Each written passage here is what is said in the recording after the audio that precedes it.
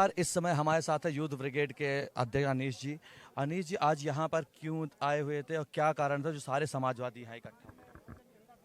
देखिए, समाजवादी पार्टी के महान विचारक, महान समाजवादी चिंतक और महान समाजवादी नेता, जिन्होंने हमेशा दलितों, पिछड़ों, मजलूमों, मुसलमानों, पूरे पीढ़ी समाज के हक और हुकूक की लड़ाई लड़ने का काम नेताजी के साथ कंधे से कंधा मिलाकर के करने का काम किया, लड़ने का काम किया।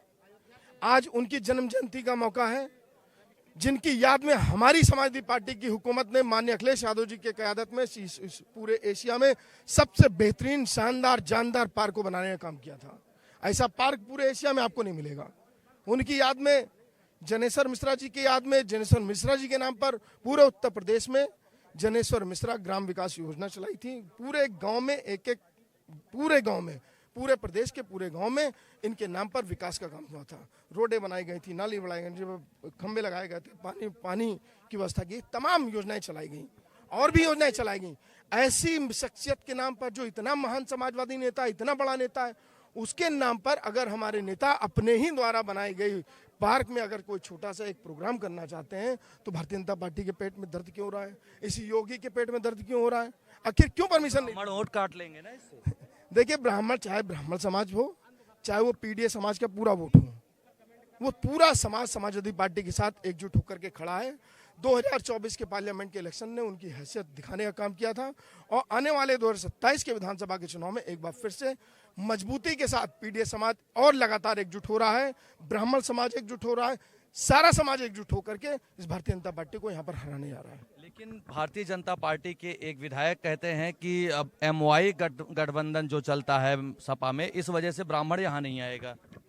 ये भारतीय जनता पार्टी के लोग कहते हैं। हमारे नेता ने पीडीए का नारा दिया है, जिसका तोड़ भारतीय जनता पार्टी को मिल नहीं पा रहा है, और एनडीए को पीडीए हराएगा। हमारे नेता बार बार इस बात को कह रहे हैं। पीडीए का तोड़, हकीकत में दिल से यह बात कह रहा हूं, ये भारतीय जनता पार्टी पीडीए का तोड़ नहीं ढूंढ पा रहे हैं। पिछले, दलित, अल्पसंख्यक और वो तमाम अगले जो आज भी वंचित रह गए हैं, जिनको हक और हुकूक नहीं मिल गया, वो पूरा पीडीए समाज है। और पीडीए समाज ने पूरा मन बना लिया है कि वो पीडीए समाज अपनी पीडीए समाज की हुकूमत बनाएगा और माननीय अखिलेश यादव जी को इस सूबे का मुख्यमंत्री बना करके इस उत्तर प्रदेश में बैठाने का काम करेगा, इस उत्तर प्रदेश को तरक्की और खुशहाली के रास्ते पर ले आने का। एक प्रश्न ये, इस समय जैसे हमेशा कहा जा रहा है कि अब है ही नकल को लेकर के, चाहे जंतर मंतर पर हुआ, लखनऊ में हुआ, हर जगह हुआ, लेकिन वही योगी जी हर भाषण में कुछ दिनों से कहना चालू कर दिए, हमने 9 सालों में नकल विहीन परीक्षाएं कराई हैं। उसका प्रमाण तो उनको दिल्ली के जंतर मंतर में वहाँ पे छात्रों, नौजवानों ने दे दिया।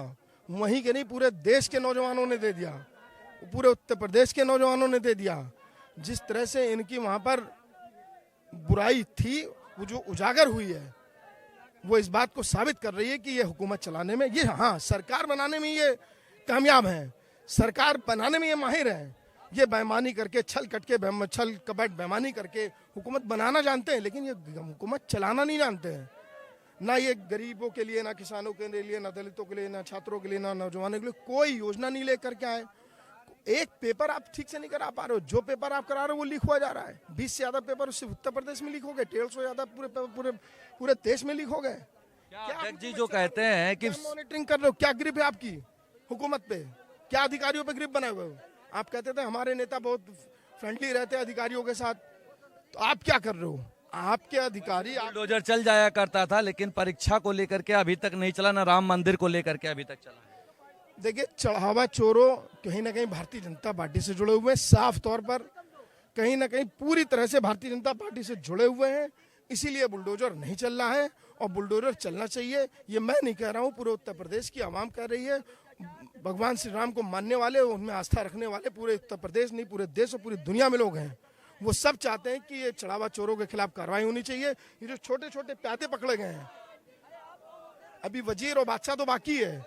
ये अभी वजीर को इसलिए नहीं फंसा रहे कि बादशाह तक बात चली जाएगी, वजीर को इसलिए नहीं फंसा रहे कि बादशाह तक बात चली जाएगी, और बादशाह से जवाब आदमी मांगेगा।